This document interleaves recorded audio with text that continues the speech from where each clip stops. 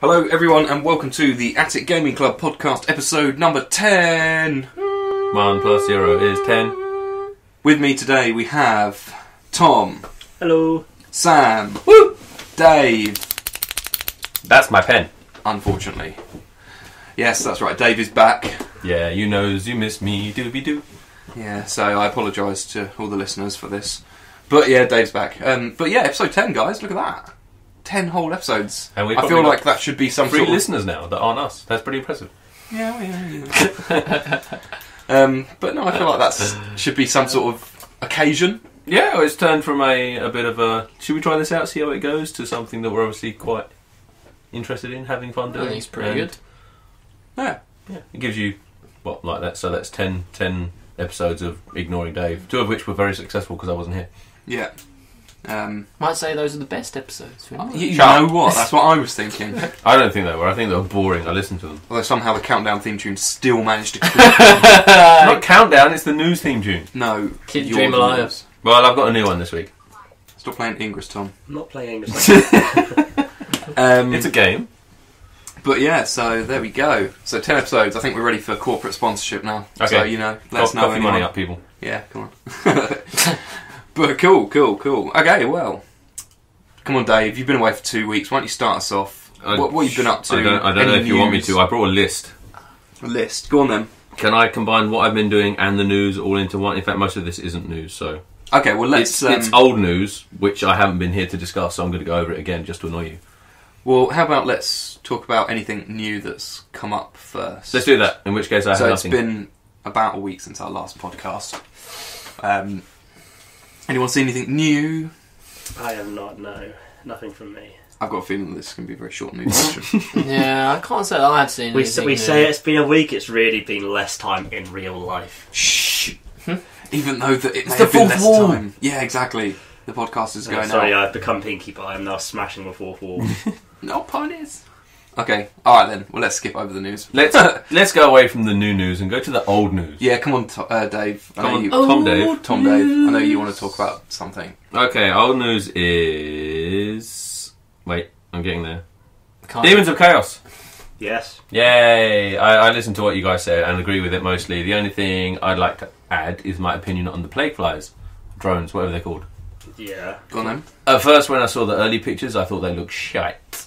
They were disgusting, and the thing with the nose trunk looks ridiculous. But, having seen the high-resolution, better painted versions on the GW site, I actually quite like them. And I think like they'd be those good. pictures as well. Yeah, they look a lot better there. I still don't like the one with the fucking elephant trunk on it. It looks stupid to me, but, you know, for conversion options or whatever, fair enough. I think, as Adam mentioned as well, they'd probably be good conversions for the rot beasts that you can do if you use the Tamarkan book. Right. You can take one of the Kazik, I think, is he replaces a knight, or he's a knight character, and he rides a rot beast, which is a monstrous cavalry. A monstrous mount, a bit like Archaon, so it's a 50mm square base. Right. And if you take him, you can also upgrade a unit of knights for 40 points or something each to be rot beasts of noble. And they get like an extra wound and some other stuff. They actually work out pretty good.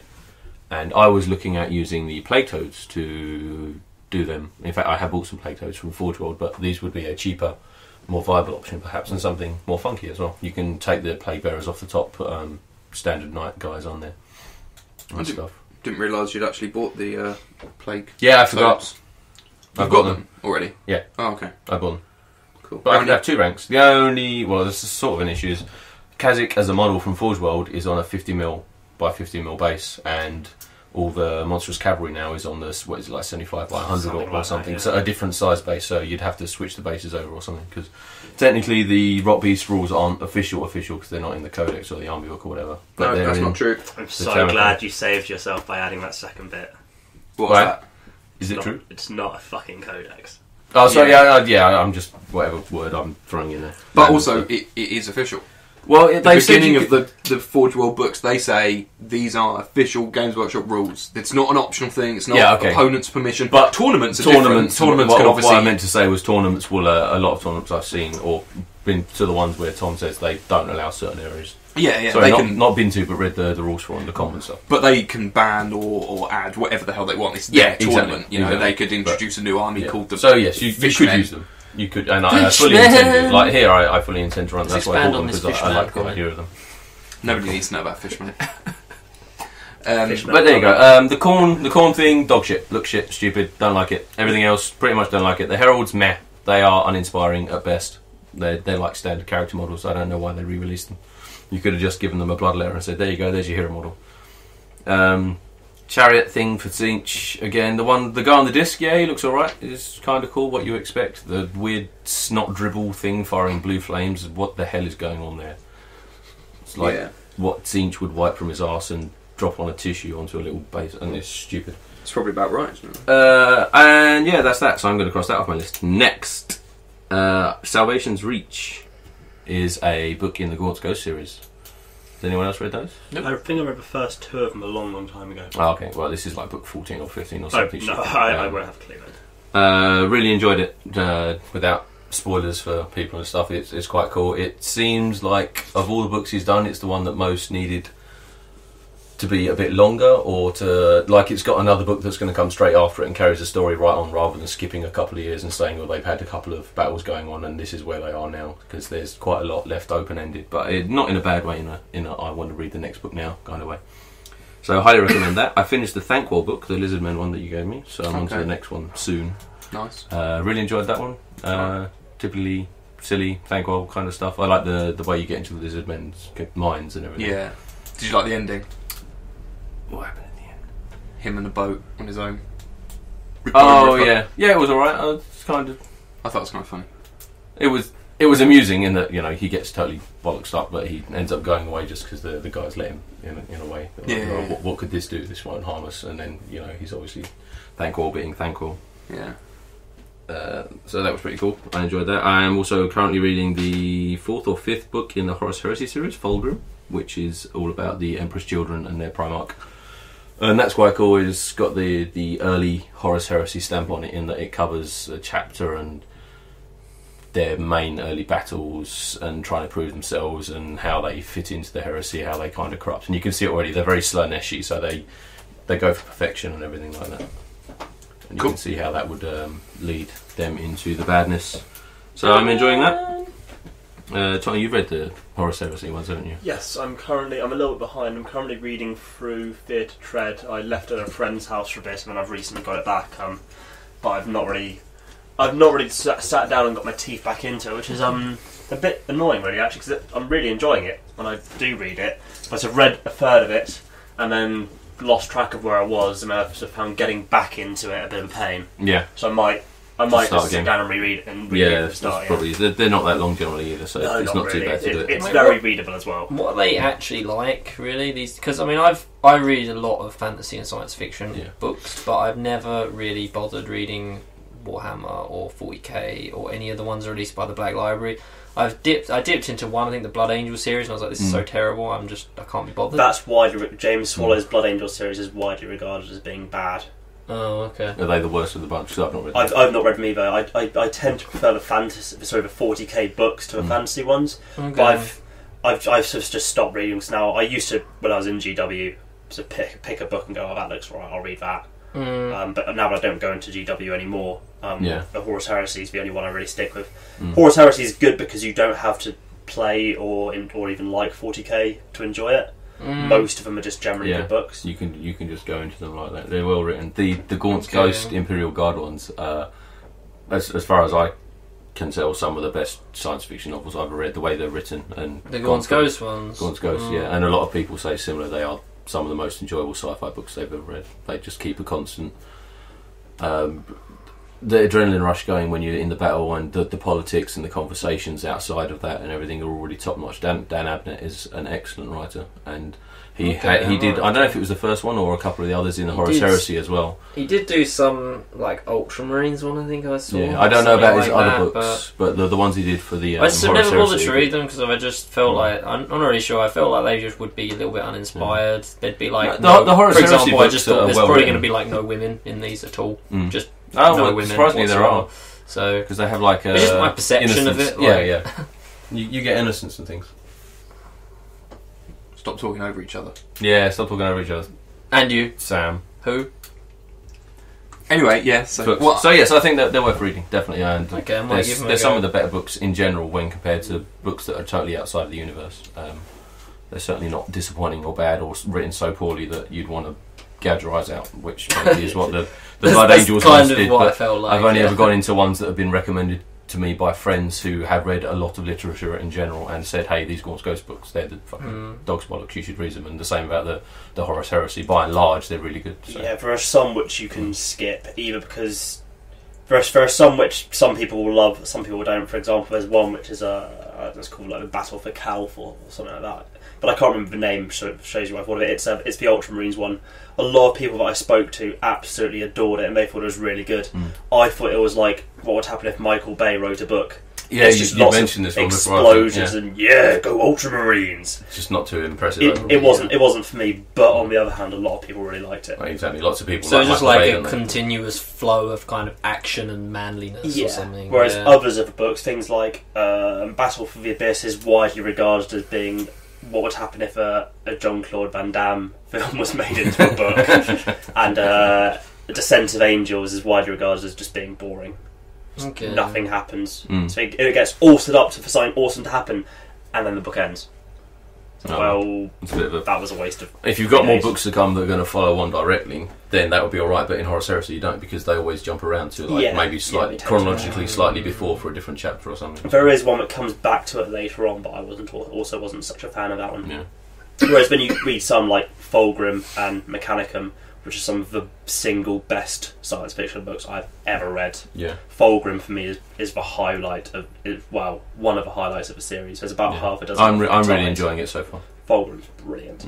But then I really enjoyed the first three, and in fact all the ones so far I've really enjoyed. The first three and Flight of the Eisenstein, which I believe is book 4, so Fulgrim being the 5th, have all been pretty well balanced between excellently written combat and nice politics, and in between sort of lulls explaining everything. So, they're worth.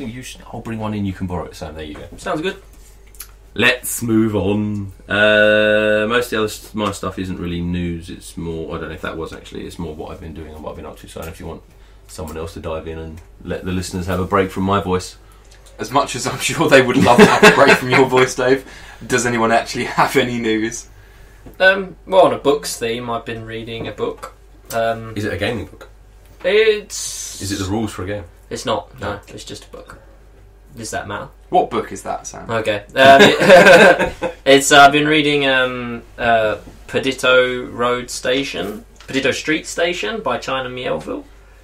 It's like kind of a powerhouse of like science fiction literature, and I'd never really bothered delving into his stuff before because it's very, very wordy. I mean, seriously, you will need a dictionary to get through it. Oh, really? Like, he really throws down some descriptions, but very, very good. I mean, it's quite like Lovecraftian, set in his own like made city called New Crosburn or something like this. It's kind of like a London-esque Victorian city with like magic and steampunk elements, and it's been really, really good so far. I've been really enjoying it. I said it is very wordy in place, and sometimes the description goes on for ages, but it's got a really, really good plot, and I recommend him as an author, actually. Cool. I've really started to enjoy him.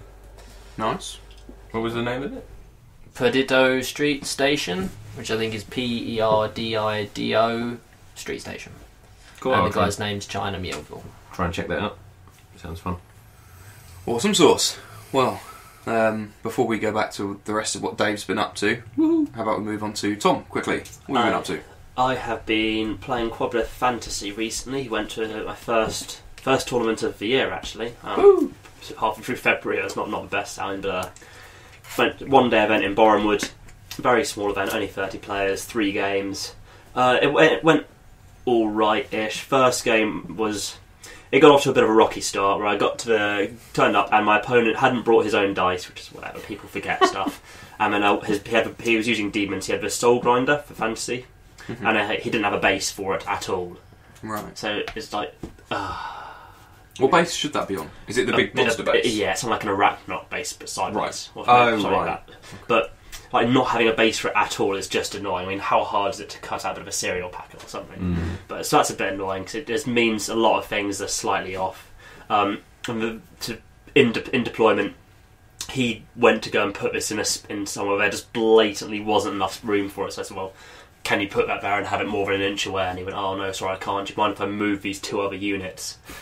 Ah, Jesus Christ. It's just such an annoying thing to have happen at the start of a tournament, because, I mean, for a start, deployment's a legitimate part of the game. You can win and lose games there if you mess it up. But on the other hand, it's so early on in the game, it's so early on in the day, that if I say no, I'm going to look like a dick.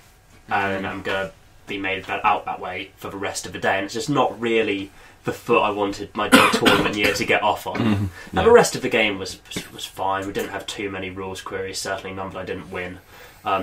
It's just an annoying way to start the game off. Yeah.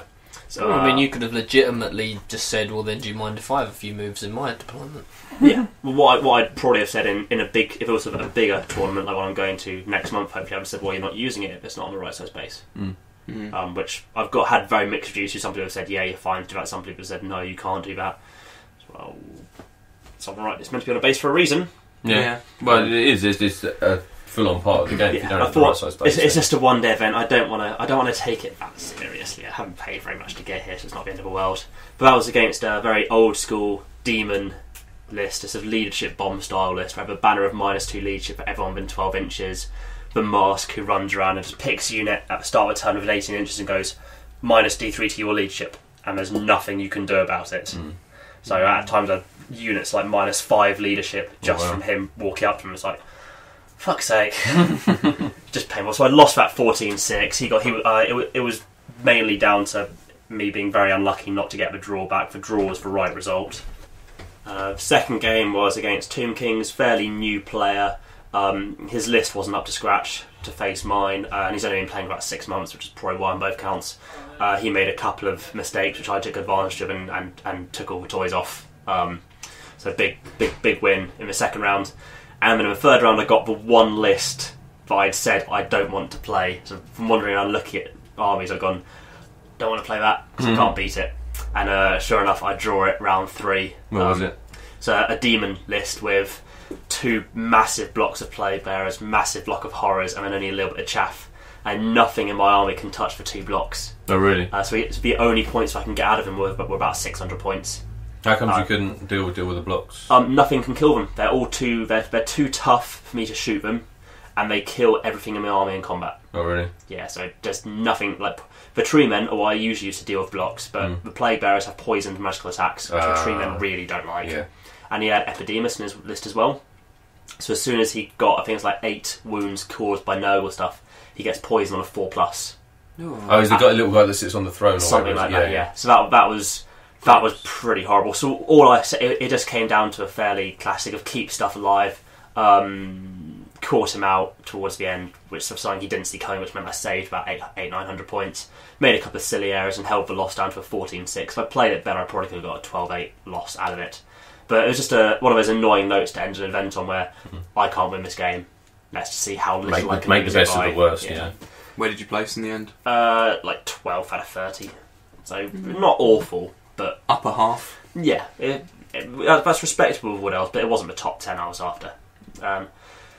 So that was the tournament wrapped up. Some pointers to take away, and thinking about maybe just using a dragon under that particular that comp pack. Yeah. So writing dragon lists, which has been quite good fun.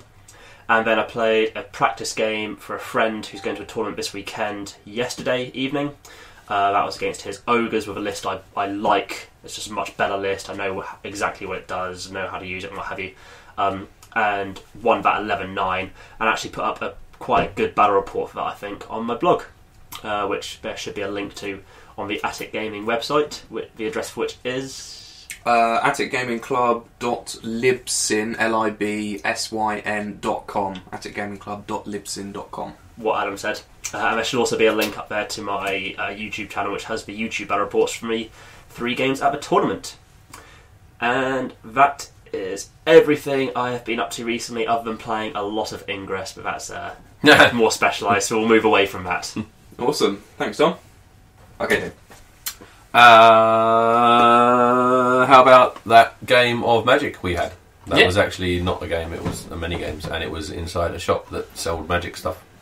Dark Sphere, you mean? That's the one! Yeah. In fact, I went to the wrong part, didn't I? Because I went to the shop. Yeah, they do their events in And like they a have their couple events in the couple of shops down in a little balloon shop. It used to be, I think, or something. Yeah, I had materials on the wall. Anyway, it was my first foray into Magic in a long time, and Sam helped me through by holding my hand and touching my nipples a little bit. They were good. We did, what was it? It was Friday Night Magic, and we did the sealed deck, which is 6 boosters. Is that right? Yeah. Yeah, open them up and make a deck Open out them up. of them. I sat there putting them into little piles of colours and looking smug with myself, and then after about 10 minutes, Sam looked at me and sort of mouthed the words, "Do you need some help?" And just grinned broadly and nodded very nicely. I was like, "Yep, I have no idea what I'm doing." So Sam quickly formulated a deck for me, and then I did pretty well with it actually, because you said I had some nice cards in there, didn't I? Yeah, you had a pretty decent pool there. There's a semi-synergy going on with the red and the white in there. Yeah, Boros, that is. I think I won my first game. I was still feeling my way through and learning the rules again. So, but I did all right. There was a close game, but I lost 2-0 overall. Next one, I won 2-0, and then the last one I think was 2-1, or maybe 2-0 again. I can't remember. Did you win or lose that last one? The last one I lost. Okay. So I lost overall, and then we had a couple of tester games afterwards. But Yeah. it was good fun. Glad I did it. I'll probably do it again. Just don't have the money to do it every week or whatever. Yeah. Doing that kind of Forget it limited much. stuff is quite expensive in general. So £20 a week or 20 quid even, like every couple of weeks it adds up quick too quickly. So. yeah. No, so I did enjoy it, and it'd be nice to print off some easy cards to test out a couple of decks and then like buy the actual stuff to make a proper deck I can go to maybe a tournament with you or something. I don't know. Who knows? That's the best. Like constructed stuff is like the least. It's the most cost effective. Let's say. I guess like it's the least expensive. And the fact that you can just proxy stuff really easily off the internet makes it quite a good way of just. And everyone knows that proxy is the name of the game for me. Yes. Warriors of Chaos. Haha. Proxies of They're chaos. not. Exactly. So I did that the other weekend. That is the one when I wasn't here, which was probably when you spoke about Magic in podcast 8, I think, or something. I was at a friend's playing many board games. Woo! And what did I do? We started off with some Formula D, which I introduced them to. That was cool. That's the racing game we spoke about that before. But I would like to point out I managed to finish the first race by going around the final corner in 5th gear and then going into 6th gear for the last straight and rolling almost a 30. So I smashed it. I was going to say, because you have to be able to make the first corner after you cross the line as well. Do you? Yeah. The rules state that you have to be able to stop or make the first corner, otherwise you lose. Because otherwise you just switch it into 6th gear, go 200 miles across the finish line, and then just pile drive into a wall, and everybody dies in flames. But the difficult part is getting round because there's a 2-stop corner and a 1-stop corner just before the last straight, and you've got to be able to get around that in 5th gear without exploding. Yeah, you're right. Which is pretty tough. I don't think that was in there. Either way, I didn't go so far enough I wouldn't have been able to, and I had loads of health points left, so I would have survived, but it was fun. Okay. Because that's what it's all about. We also played Ticket to Ride, train game, I think we mentioned that before. Everyone knows Ticket to Ride. Everyone knows Ticket to Ride. Starfleet Captain, now that's a Star Trek one, which is expensive but awesome. You get about 15, maybe 12 to 15 ships for each side. You've got the Federation and you've got the Klingons, and you've got these little clicks. It's a click space one, so you turn the thing around and you've got different stats on the base of the ships, and you turn it, and depending which setting you're on, you've got different power settings for all your systems. And you've got a little plastic model when you move it around. You set up a big hex board with loads of hidden tiles, and you explore. You kind of draft the deck as well, so you draw cards out until you reach a certain points value, and then if you can equal it precisely, you get that fleet. If you go over, then you need to discard that card and keep drawing until you fill it up, and then you can mulligan or whatever. Okay, sounds pretty interesting. And then you get missions based on the ships you've got. So if you draw lots of combat ships, you'll get lots of combat missions, and vice versa. Then you get engineering ones or exploration ones, and you go around moving across sectors, exploring things, trying to do sensor tests, which is roll a d6 and add your skills plus any extra cards you've got. So it's simple enough mechanics, but also fun, and with the heavy Star Trek theme, it really carries across. So it does take a lot of setup and learning the first time to play, just because even though the rules are simple, there's a lot to get your head around. So not one to just dive in. I think it took us 3 hours total to play like the whole thing through, including setup and everything. So, and there were 4 of us, so it made it a bit more complex explaining the rules over and over again. But that was good fun. Risk Legacy played, which is the one that comes in a do-it-yourself kind of kit. So you start off with factions, and you have lots of decisions to make, and the board is blank, and you kind of battle scar it as you go along. You add features, and you also rip up cards. So you'll get a choice between 2 cards perhaps to use as a power-up, and it will say you get to use one of these destroy the other one. And when it says destroy, it means rip it up because you're never going to use it again. So it's really weird. And you also get powers. So the first time you set the game up, you've got your 5 factions, which are the different colours, and they all have slightly different abilities. Like one gets a bonus when you're defending in certain circumstances. But at the beginning of your first game, you get to choose if they get that bonus or perhaps a slightly different bonus. And you put one, it's got a sticker for a card, and you put the sticker on the card. And then that's permanent. That faction always has that bonus, no matter who plays with it. And it's not about building up one faction that you're always going to play with as yourself. It's very much designed around different people playing all the time. And as you win games, you get to sign the board, and then whoever's won games previously, they get little bonuses like missiles that let you alter dice rolls during the game. But then people that have never played before and never won get extra victory points, and you've got to try and get 4 victory points. So it's they get a bit of a handicap. It works really well, actually. It's good fun, and the whole I don't know if I want to be destroying bits of my board game thing doesn't really seem too daunting after going through it for about half an hour. So it's really cool. I think you play 15 campaigns overall, 15 games, and then eventually the board gets finalised with all these different abilities and things, so you could have like extra bonuses. If you held Australia, you'd get 4 reinforcements instead of 2 or something like that. And then after that, you've just got a risk board that you can use for future games that is tailored towards, it's got a bit of you in it. You've designed it yourself and created it rather than just playing standard risk. So it's really good fun. I really enjoyed it, and I'm looking forward to playing more games on it. Cool. It's a good game. Played some Wiz War. Always good. Wiz War's always cool. That was fun. And Among the Stars. Nice. Which I introduced a couple of my friends to and enjoyed. They were a bit unhappy at the end because I won every single game we played. Dave rules. Which didn't. They said at the end of the 2 days, because we played over 2 days, that I need to start having handicaps in a lot of the games we play. Which is good and bad, I suppose, because then I'm probably going to start losing. Nonsense. Tell them they need to play better. Yeah, there is that. If they're not the best player, they don't deserve to win the game. There you go. So you're on my side. Yeah. What else was there? Meritocracy, Effectiveness, everyone wins for participating. No, you win if you're best. Well, the thing is that it's a running theme. I generally win all the time whenever I play with them. Oh, I see. So they're getting a bit... They enjoy the games and everything, and we're good friends because we've known each other since school, but they get a bit bored losing all the time. It's like when I used to play a lot when I went on holiday years and years ago with my then girlfriend. Her family always got frustrated because I won every game of Monopoly we played. Because they just played it randomly, whereas there are actual tactics you can use to win Monopoly. That's how competitive I am. I have to win a Monopoly. yeah. Right, it's all about orange. Orange, I think, is... orange and red. Orange is statistically the most... After the stations... Orange is statistically the most landed on, because the single most commonly landed on squares go to jail, and after that the most common rolls land you on an orange one as you leave jail. And that's something people probably didn't want to know. Yeah. Well, I knew that one, but that's through having friends at Hasbro or wherever that make them. I've googled Monopoly strategy in the past. Yeah, well. Spoken like a true tournament player. I wonder if they have Monopoly tournaments. I'm sure they do. It will be quite hair removing in that you would sit there pulling your hair. Mate, the good ones are Scrabble tournaments. Let's get away from these non-board games that we get to look down upon. But the Scrabble tournament players have got to be a bunch of them. Mainly next to the LARPers. Mainly because they know all of the cheating words like IZ and things that are actually words. EA. Yeah, there you go. Yeah. Another word for a river. Ugh. And also a shit games company. Yeah. My main thing that I want to talk about, although it won't take very long, is Total Wargamer. Now, my God, not them. Total Wargamer have excellent reductions in prices. I think when new stuff comes out, like for example, the Warriors of Chaos release, they had 30% off on not just the Warriors of Chaos, but I believe also a lot of other stuff. Or maybe it was 25%. But they had 30% off a lot of things in GW lines as well as others, because they sell a broad range. They had Avatars of War and things as well. So I was very happy being a Warriors of Chaos player. So a week before the release date, I ordered about 100 quid worth of stuff, I think. And I also threw in a couple of Avatars of War characters, the Marauder / Warriors of Chaos type guys that I like the look of, because I thought, finally, fuck it, I'm going to buy them. And they're about 25% off as well, which was nice.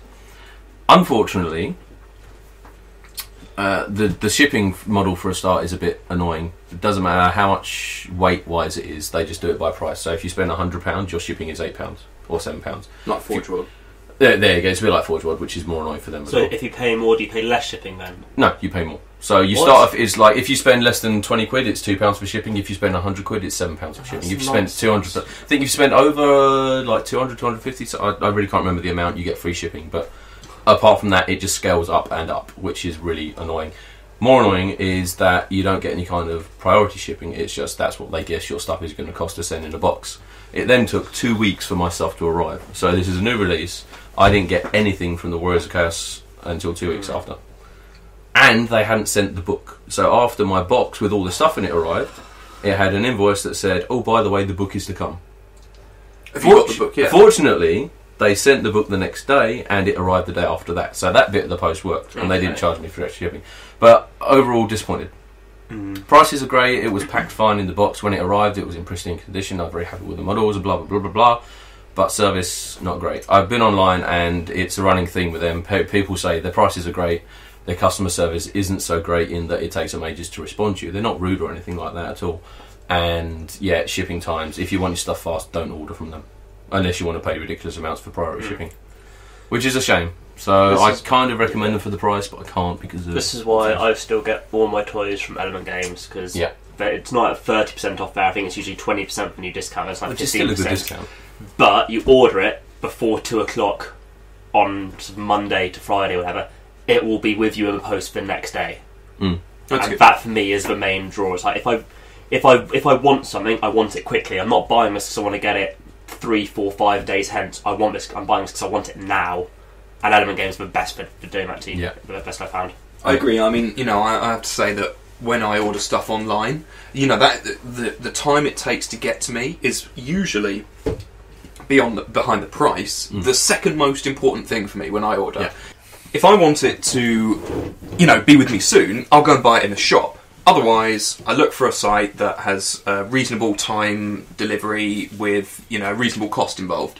Otherwise, if they inform you at the checkout, there's going to be a delay, it's a new release, we've got a big volume of orders, etc. It might take 2 weeks to get out to you, then fine, you can make your decision based on that. You're like, okay, they told me it's going to be 2 weeks, it's my choice whether I want to save the money and have it arrive in 2 weeks, or spend a bit more and get either prioritised shipping or buy it from a store. But, did they tell you it was going to take 2 weeks, Dave? They have a thing on the site that says, please wait up to 2 weeks if your order hasn't arrived, but it was shipped out on the Saturday, or the Monday even, that the release happened. So I waited 2 weeks from them saying, we've sent it for it to arrive. It wasn't 2 weeks before they sent it. Yeah. It's more that I paid £7 or £8 for shipping, and you think, that's going to afford you some kind of... That's the point, isn't it? You first pay class, that much at least, for it. which I think it was on the box. It was for, I don't know what happened. It may just be a bad experience, but I think I bought from them once before in the past as well, and it was only something small. And again, it took a while to arrive. Yeah. But who knows? I'll probably end up using them again because I'm a sucker for cheap prices. Yeah. Incidentally, I've got some emails in my account. Don't click on the links. No. They won't really enlarge you. Donkeyprawn.com. There are no Nigerian princesses that want to give you £10 million, Dave. They're from a company whose website looks very similar in design to Total Wargamer and has very similar discounts. And I've never been to their site before that I know of, and I've never signed up for anything specifically. They're called Mithril. I can't say I've heard of them. No, me either. I don't know. It looks very similar, so I don't know if maybe they're rebranding or something, and this is a sister site of theirs. I don't know, but. I can't recommend them because I haven't used them, but if anyone has heard of them or used them before, a bit weird. I don't know. Fair enough. Anything else you've been up to, Dave? There was the Brushes Kickstarter. I think you mentioned that last week. Yeah, we talked about that last week. Yeah, so that's all done and dusted. If you missed it, that's a shame, but that's the Games and Gears company. So once the Kickstarter's all done and dusted with and they've sent everything out, people should be able to actually buy the brushes straight from them if they wanted to.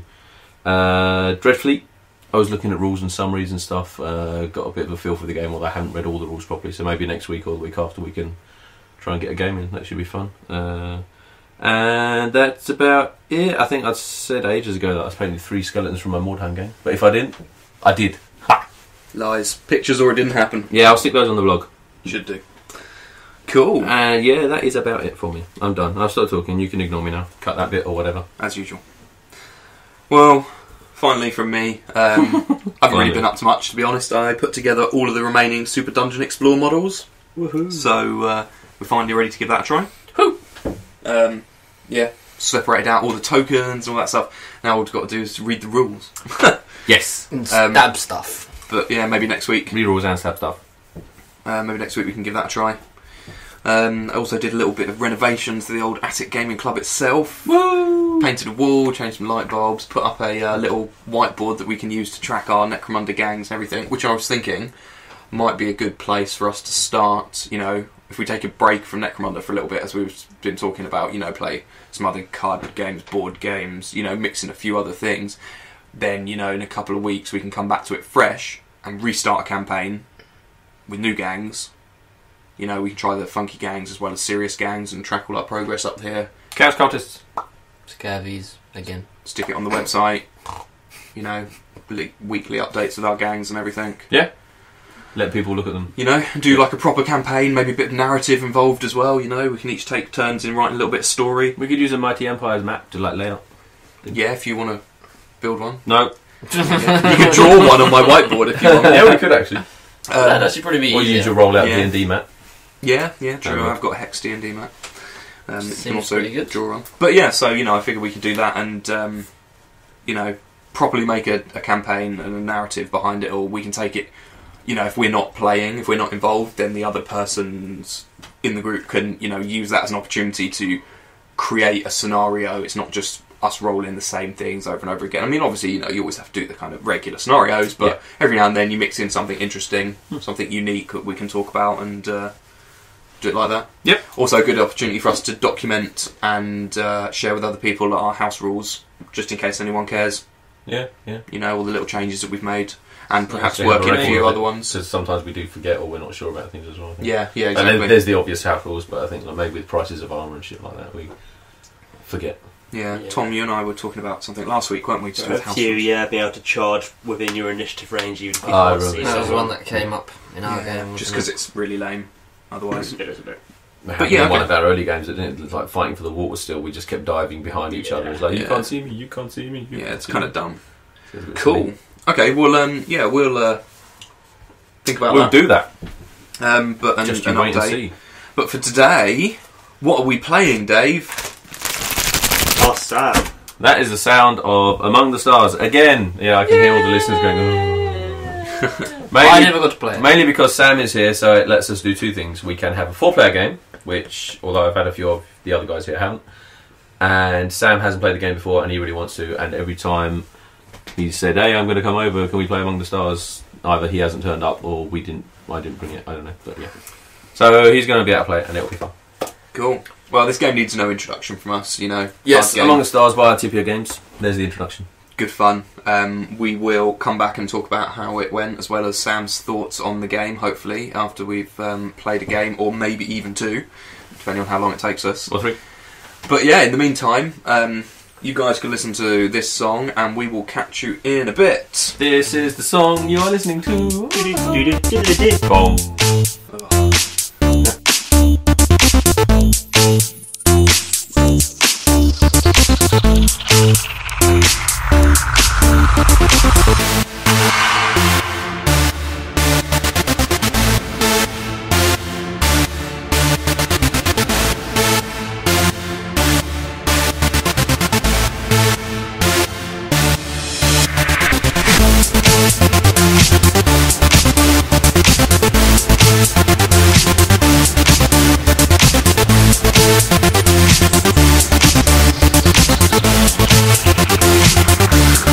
Elilepsy.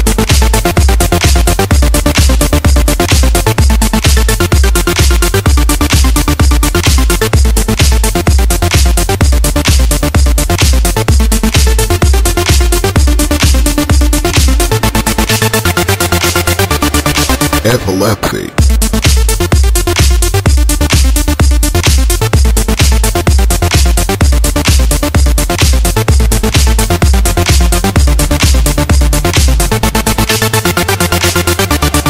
Epilepsy.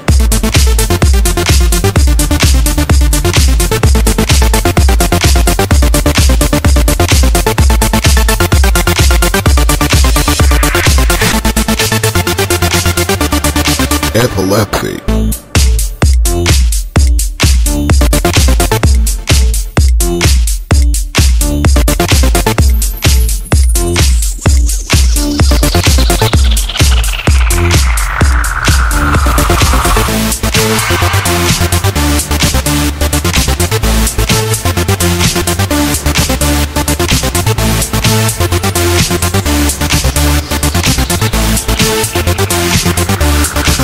Epilepsy.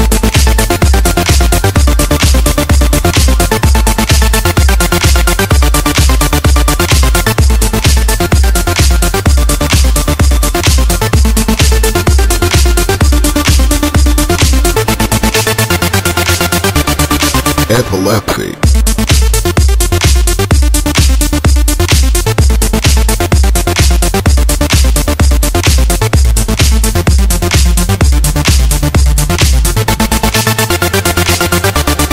Epilepsy.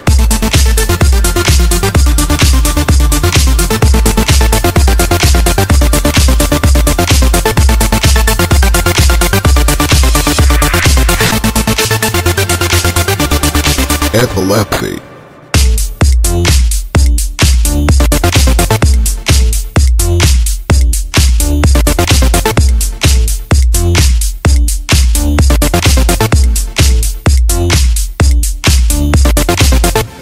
Hello and welcome back to the Attic Gaming Club podcast. Woo yay! So we have just finished playing a couple of games of Among the Stars. Sam has to run off really quickly, but before he goes, he will give you his thoughts on the game. Yeah, I thought it was a really good game.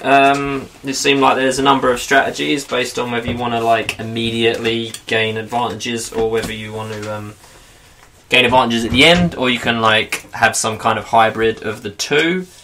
And you also have to really think about the cards in your hand and look at how the other players, either side of you really, have built up their stations so that you can kind of try and deny them the cards they really want, whilst still giving yourself the best card out of the hand that you want.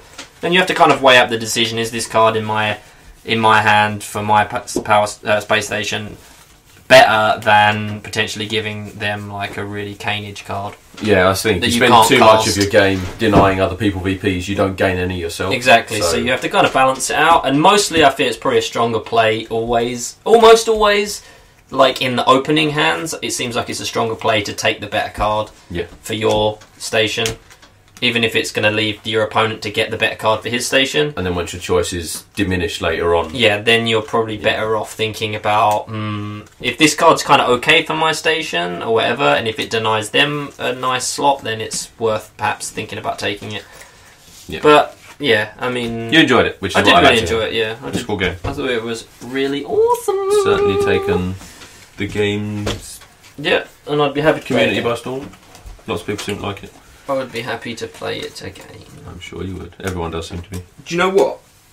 I'm actually going to go against the grain here What do you think? and say the more that I play it, the more I start to dislike it. Really? And the only reason I'm going to say this is because You're a punk.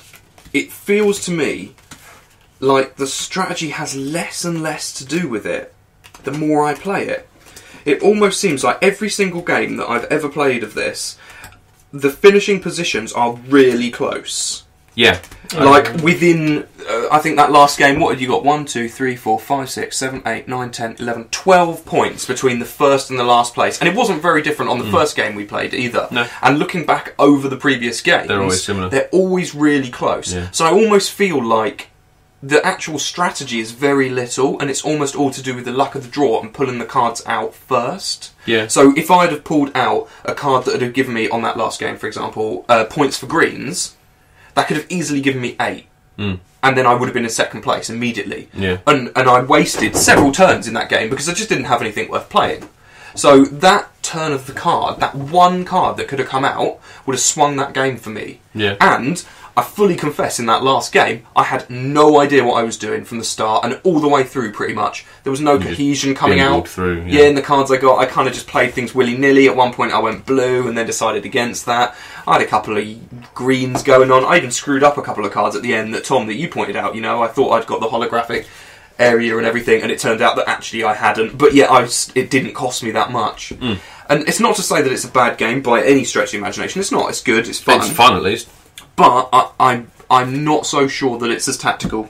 Yeah, as I there's first certainly thought. a consensus on like the Board Game Geek forums that most people have said in their games they generally finish between the 70 and 90 mark with no more than about 10 points between people, with the odd game where someone steams ahead. I'd be curious to play a game where I set my own set of rules. For example, randomly pick a card.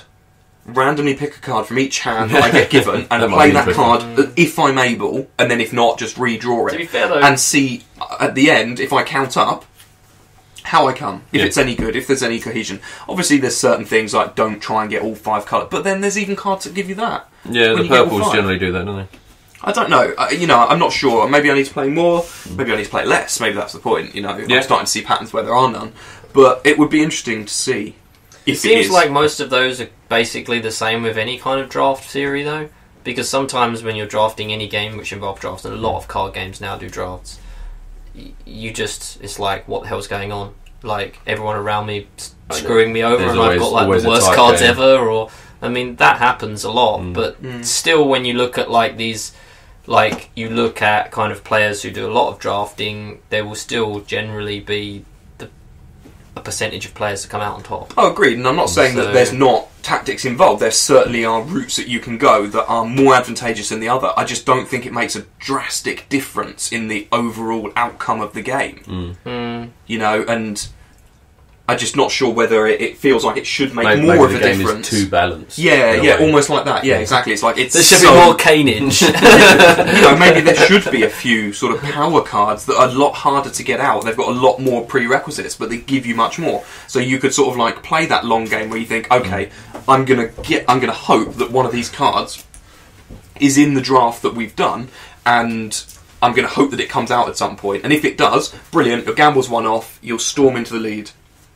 If it doesn't, then you've actually screwed yourself over. Because you've wasted your game Yeah, exactly. looking for that I don't know. opportunity. That's just what I thought, but It also, I think, does get decided which route you're going to go down almost with the very first 6 cards you're dealt, or maybe the first sort of 18 cards you see, where you see your 6 and think, okay, well, this is really good. It's like if a command center pops up in your first 6, you take the command center because the command center. This is all awesome. this is all really close to like draft theory. When you get games, you open like in the games like that, it'd be like you open your pack and whatever the rare is. If it's an absolute bomb of a rare, you take the rare every time. Yeah, Like- even if it doesn't work with whatever your deck is going to be based around. You might You're well just just denying take it, everyone else even the if it's chance like to the get it. second or third year, and you look at it, or third pack. If you were talking about like draft games, you might even just take it to stop other people from getting it. Yeah. Like, especially if there was nothing else in the pack you looked at and you thought, this is going to fit in my deck, or I really need this card, or whatever. You might just take it anyway because, like, my god, this card's going to just ruin me if I don't take it from somebody else's deck. yeah. So it seems as though like a lot of that theory can be, I think, applied here Yeah, because you are making those decisions. Like, I think, like for me, that was one of the reasons why always making sure you got yourself a power station in the last 2 cards was really important. yeah, definitely. Because then you open your next 6 up, and you want to be able to play that bomb card. Yeah. No matter what it is, you want to be able to play But it. I've had games before where I don't care about power stations at all. I've got my first main reactor, and even when I see the cards of the same colour group that I've got that need a power thing, I'm just like, you know what, I can't bother. I haven't got any things left, but I don't want to fuss about building them, so I just Well, ignore it. And But you by that still come point, it's through on kind of top. too late, really. You know, if you look at your hand and decide I don't have a power station, there's nothing you can do about it. Yeah. At Like, which so- point you usually then get rid of it. So, well, But if my I can't point have is it, more- nobody else can. You you wouldn't could regret not not having it. bothering, I'd be yeah. like, oh, I don't really care. You know, if I had done it, I probably still wouldn't have bothered building it. I guess that's more based on like the lower cards, because there's a lot of cards in there that are like one costed, and if they're next to each other, you get a big boost or something like that. Or if there's more of them, and if you just like continuously drafted those cards, maybe, but they're not that common. I think that's a really good strategy. Well, that first game I played, I ignored the power stations completely. I didn't build any. I had the one that was my starter, and I deliberately wasted the 2 cubes on it just to get the point at the end. Yeah. You know, like I didn't use them at all, and it didn't make a difference because I won that game. It was close again, like in all day, it was very close. But you know, so I don't think that the power stations are necessarily Even the be games I all and played end with all. beginners. I don't necessarily think they are, Yeah. but I mean, in that particular game, you went with like the purples that just give you a load for having multi. It does. That's kind of like a variant strategy, if you guess what I mean. Like a more mainstream strategy, I think, would be to make sure you've always got power up for the beginning 6. Yeah. Like if your station is like on one of the niche kind of strategies, then you've obviously got the ability to say screw power stations, or if you're like going totally red, you'll be like, I need power stations all the time, smash it up. Like, I think it's very easy to cripple other players as well when you're going for those niche those niche routes with your station build. You know, like my character on the first game was very obvious the way that I had to play it. You know, for anyone that's listening that's played the game, I chose the character or had randomly got given the character that made my power reactor one of every type of colour. Yeah. So obviously from the Purple. start. Yeah, that was good for that. Purple. Yeah, but I just thought, well, I have to go this way, and obviously I picked out high points for this in the first draft. Then Dave passed me another one, obviously not knowing which way I was going, so that meant I had 2 off the bat, and then but I got another 3 through the game, and Which is my fault. it would have been very easy for you guys to cripple me by chucking those away, and I wouldn't have won that game at all. Well, I imagine like one of the things they probably will do with this game is just make more characters.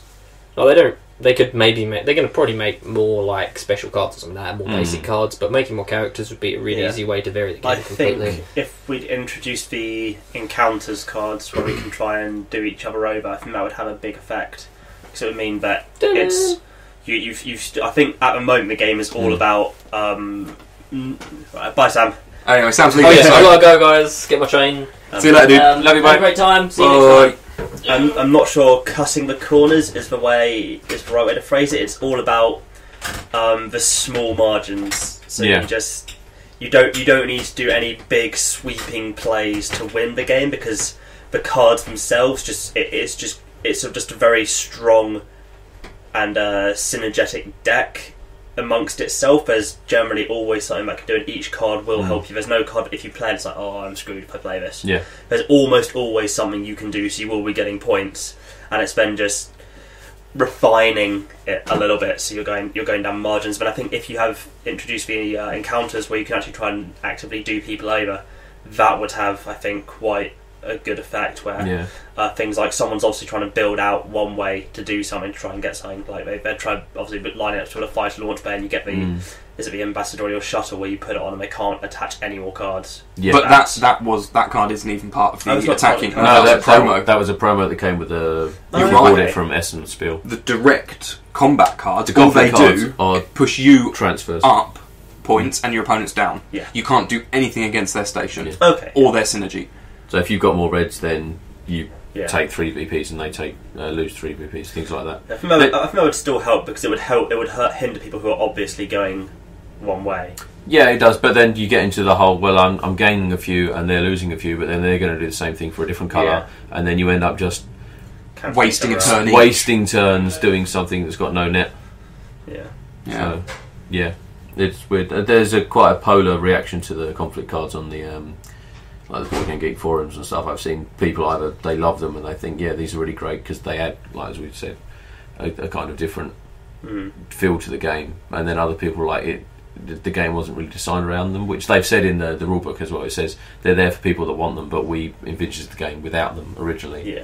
And yeah, but some people hate them. They're like, it just doesn't fit with the theme of the game and the way it works, and you just end up wasting time that could be spent enjoying building a better station. So personally, I see them that way, but I've only played 2 games with them, so maybe I'll enjoy them a bit more if we try some more. I almost think that they're not aggressive enough. Yes, I agree. Like the other game that we played, I can't remember the name off the top of my head. Poopy Lawn Scraper. I don't think it was that. Okay.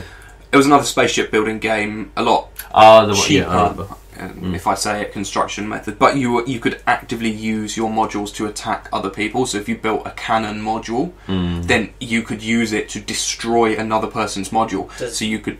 Does that not then just turn into who can build the biggest cannon first? Yeah, but there are other cards that counter them. Yeah. So in that Right. game, like a shield one will prevent anyone from attacking you See, okay. until they get more cannons. But then you get this arms race kind of thing. But all the time, you have to balance it. You can make yourself non-threatening enough so that they're going after other players whilst you're slowly building up your points, and you can cause crippling damage or repairable damage. It has crew members that you have to assign to stations to work them in order to get the benefits from those stations. Much like the power cubes, except they're permanent, aren't they? Because once you've assigned, you get a certain amount per year, as it were. Yeah. And then you assign them, and then they're there permanently. Yeah. And you get But you some could new build ones a each time. station without having the people. You could build a module without having the people, with the thought that you're going to employ more people later on in the game to make use of that module. So you could build a cannon, but not put any guys on it, so you can't use it. And then later on, as soon as somebody starts a fight with you, you're like, right, okay. You employ your guys on the cannon, then they shoot, and then they do their damage, sort of thing. So it's almost like a threat, but not an active one. at the time that you've built it. So money was a lot more scarce than that, I remember. 'Cause, like, it if was, you need yeah. to repair something because it got shot up, it was normally a big struggle between, do I want to build something else or do I want to repair, or I can't actually afford to repair. So I think the choices were a lot more, what's the word? Tougher. yeah, They were tougher, and you had to think about them a bit more. But yeah, I like them both. It was definitely different enough as well. yeah, yeah. It was interesting. It was its own interesting. game. But as I said, I don't dislike Among the Stars. I'm not so sure that it's as tactical as it seems. it seems at first, Mm. as I thought it was at first. Yeah. Who knows? I'm sort of feeling my way. I think there's a lot of depth to it. I think as you get to know the deck better and being able to remember what cards you've passed around, because you see your 6 cards and then you pass them around, in this case the other 3 players, and they come back to you with it'll be 3 cards left. No, If you're a 3-player game, 3. You get them back with two cards left. Mm. For me, a lot of times, like getting the 2 cards back, and I've already seen them, and it felt like it was a completely new hand. Yeah. Just because I'd completely forgotten what it was going to be. And so later on in the game, you can think, well, I've got these 6, I want to build this one now. Sam's going to take that, Dave's probably going to take that, Adam's probably going to get rid of that so I don't get this one back. And you can try and predict a little bit ahead what's going to happen. Well, you could card count each hand so that you'd know which cards you've given out, and then you know from what they've played or discarded what's going round, and you can tell which you're going to get back. And so for 3 hands at least, if you were savvy enough, you could entirely predict what would be coming round to you. But then after that, you'd be a bit stuck. But still, that's getting a bit too technical. Like, if I could do that, I probably would, but I'm shit at card counting. The good thing is, I think the luck doesn't swing it too much in the opposite direction. So you could be a tactical genius and you might not gain a huge advantage over other people, but you could get really unlucky hands where nothing sends you down a specific path and you're still... It's like you said before, every card, even if it only gives you a small victory point bonus, it's not a waste. It can still be useful. That's the thing. It's like the worst cards are going to yield you sort of like 2 victory points, really. There's very few that only will give you 1 over the course of their life, so realistically you can get 2, and the best cards will give you 8. So the difference is only 6 per card, and it's not like you're playing down tens and tens of cards all the time to make this difference. 24 over the course of a game. Exactly, so the difference, you could probably work it out. What's the worst hand you could play versus the best hand, and see what the difference in points is. You could play lots and lots of restaurants where you don't have any other colours that are adjacent, so you only get one VP time. Each time, and they cost you a lot of money, I suppose. And then you'd have to spend. But then you'd have to discard to get more credits, and each 3 credits would only get you 1 VP. But you've got to be pretty stupid and self-destructive to do that. Yeah. And I can't see that being forced on you. With No. the variety you get in the I game. think we were all also doing a decent job of looking over people's shoulders definitely. at times. Because I found on the time when I drew a hand which had a turrets escalate incredibly quickly. Like you get 1 and it doesn't do anything. You get 6 or 7 and you've pretty much won the game that way, because you're getting essentially you get 1 point for each additional turret in the station. So if you have 2, you'll get 2. If you have 3, you'll get 6. 6, yeah. So it scales up pretty quickly. Yeah. I found once I got up to 3 turrets in my station, a lot of turrets started appearing in the discard pile. Yes, they do. That's the thing. People sort of looking very annoyed at my station, and then It's all about a playing it turret down. appearing. Yeah. You've got to play it down. You've got to try and not announce too loudly what you're doing, or like make a show of it, because then you're like, all of a sudden, so like, wait a minute, he's got 4 turrets. Yeah. As opposed to the beginning, if people track you really early, they can go, oh no, you've got a couple of turrets, you're not getting any more. Yeah. So I completely missed that Sam had 3 command centres. In the me last too. game, me too. I'm sure I gave him one of them as well. So I was looking around thinking, where's another command centre? I'm trying to build up my blue count. Yeah, So none of looking them over my made it shoulder. to me. Yeah. See, that's part of where the luck comes in, where Sam was on the receiving end of those. Yeah. But he'd also prepared well enough for it. So if I'd been on the receiving end of those, I wouldn't have been able to play any of them, because after the first round, I didn't have any power, Yeah. So- and I never bothered to build one. Yeah. So it balances out in that respect. It's all about being prepared and sort of maximising the small margins, I think. Yeah. Yeah. Well, there we go. Man, we've talked a lot about Among the Stars we have. on this It's podcast. like the 3rd show where we've gone into depth at the end of it. Yeah. Well, Let us know, listeners, if you want to hear more or less, or if you've heard just about enough. no one's going to say more. They might. No one is going to be like, They might. 3 hours of Among the Stars is just not enough for me. I need more. I think it'll be back to Necromunda at some point soon. Oh, yeah, of course. Well, now, hopefully we're going to have some, Super Dungeon Explore, some Dreadfleet. Well, yeah, we've got Super Dungeon Explorer, which is ready to go.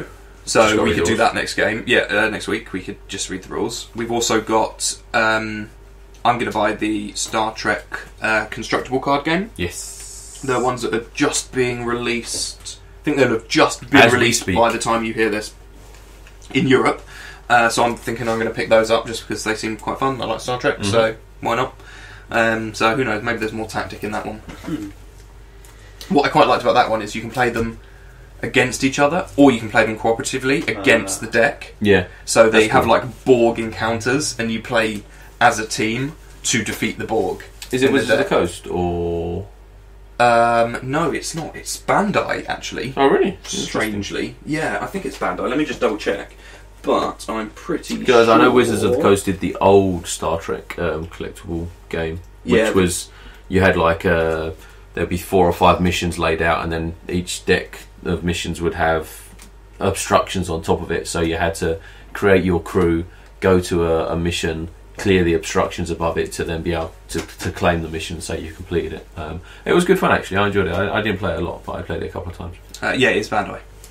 It's been out. That's really good. Interesting. So yeah, I mean, it seems to have gotten reasonably good reviews online. Yeah. A lot of people say that the original series deck and the next phase, I believe it's called, of the TNG deck are the best ones. The TNG deck on its own, like the original, just the TNG deck, is supposed to be not quite as balanced, just because there's a possibility that you get something called Runaway Captain. I don't know what it refers to, but a lot of people on the forum say that happens and it can Screws you over or breaks the game. Yeah, it just breaks the game. I think it's the case of one captain doing something really early on that enables him to just run away with the points, and then nobody can catch him because he upgrades quicker than everyone else because of the fact that he started off on a strong foot. But apparently the original series doesn't have that problem, and the next phase solves that problem. So I'll probably get the 2 TNG decks, Sounds good. and hopefully that'll fix all that. Look forward to it. But yeah, so we got that coming up. As I mentioned, like I've got Chaos in the Old World, and I think it was Battlestar or something. So I've got a couple of games which are nice and themed that they would fit in with the series. Still got to get 2 more people here on top of Sam. Oh yeah, for the old Game of For Thrones. Game of Thrones. Yeah. You can do it with 4, but it really starts to shine with 5 or 6. Yeah. Well, it's a shame you're not available this weekend because we're doing another board gaming Can't event. do Saturday. So, whilst we won't be podcasting that event, we will have a wrap up the following week of the games that we played. I'm not sure what we're going to be playing yet. Maybe we play Super Dungeon Explorer there. Yeah, we could play that out then. But yeah, so we're going to be playing that. Play Dreadfleet then. I want to play. I don't think Dungeon we could be Explorer, but I too don't wanna interested play in Dreadfleet. Dreadfleet. Well, I mean, we can play Dungeon Explorer again, unless it's rubbish. And Yeah, and well, regrets it's good to buying it. play at least one game to get an idea of the rules and everything. Yeah, also there are other miniature games I want to play. I still want to play Bushido. Yes, let's play Bushido. I've got the models. No, we do everything's this ready. like every podcast. Yeah, we go I through all the know. games we want to play and go to play, and then the next week we play Necromunda. Yeah, it's true. Well, we're definitely not playing Necromunda for a few Necromunda's weeks. one of the best games. It is good, but I think we should take a break from it Yeah. in preparation for our new campaign. So I reckon And Among the Stars, take a break from that. Yeah. Because next week is either going to be Dreadfleet or Super Dungeon Explorer or Bushido. One of those 3, because we have all 3 of those ready to go.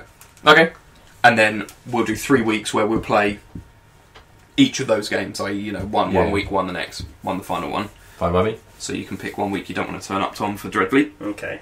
Um, I'll come along and watch. Are you really not If interested we in get Dreadfleet enough at people, all? I can play Necromunda in a corner. that's true. Are you not interested in Dreadfleet at all? I'm not disinterested. It's just there's. If people say, "Would you rather play this or Dreadfleet?" More often, I'm going to go for this. Fair enough, that's cool. That's true. That's why we have a Most nice things big table, when- although I yeah. think it's actually a 6x4 playmat, Oh, really? which Yeah, is yeah, I think ridiculous. it is. Yeah, he's massive. But yeah, we'll sort You that can out. just play under the scenery with Flora's lava. Flora's lava. Flora's ships. Cool. Excellent. Okay, well, I think that pretty much wraps us up for today, unless somebody else has anything else they want to mention. Anyone else hang on? Ninesicles. Nothing from me. Awesome. Well, thanks for joining us, everyone. Remember that we are now... Don't listen to Dave's jaws. Okay. They're another word for his balls. You can catch us on iTunes now, so you can just search for us at search Attic Gaming Club on iTunes, and you can find our podcast and subscribe and download and all that kind of jive from there. Or you can download it directly in MP3 form from our website, which is atticgamingclub.libsyn.com. That's LIBSYN. I thought it .com. was Libsys. No, it's Libsyn, as in Liberated Syndicate. I knew that. Libsyn. Atticgamingclub.libsyn.com. Or for now, I'm going to continue to upload these to YouTube, but eventually, in the next few episodes, I'm going to stop uploading just the podcasts unless we have some video content to go along with them. So we are going to be doing some, test casts and recordings and all that kind of stuff, just in case you're bored enough that you want to see us play the games as well as listen to us. But yeah, so you'll have a few more of these on YouTube, but please do try and move over to either the website or to iTunes, just because it's a lot less time intensive for us do we to have do that kind of stuff. Comments on the not on the YouTube, on the Website one? Yep. Awesome. Yeah, you can leave comments on the website if you want, just under each post. There's also other random posts on there that we do, with what we're reading, painting. I do like to chat the rubbish on the YouTube comments, so I've noticed. Yeah, and as usual, you can also tweet us on Attic Gaming Club on Twitter, or connect with us on Facebook, Attic Gaming Club, or send us an email at atticgamingclub@gmail.com. So yeah, thanks for joining us. Hope you've enjoyed it. Please do leave us a comment or a message or something, and we will catch you guys on the flippity flop. Tweedle pip. Spingle Spangle.